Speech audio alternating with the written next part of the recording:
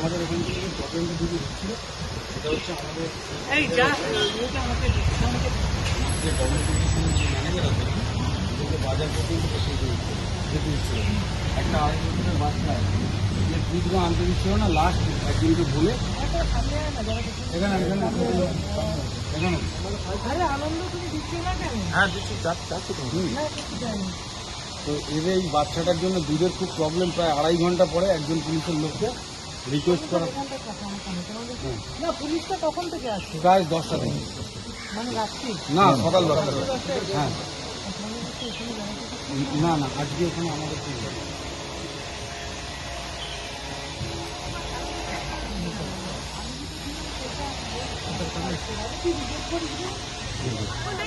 मत कीजिए फिर आप नाम। मैं आपसे थोड़ी बात कर रही थी, मैं पूछ रही हूँ एक गेट के सामने गाड़ी रखना जुल्म है, क्योंकि जो कानून है गाड़ी रखने का गेट से 30, हम भी गाड़ी चलाते हैं 30 फीट दूर, कोई अगर चौराहा आया गेट आया 30 फीट दूर गाड़ी रखते हैं। हम सरकारी जमीन पे खड़े हैं, आपके घर में नहीं खड़े? नहीं मेरे घर, ये मेरा घर है। हाँ, आपका घर है ना? हाँ।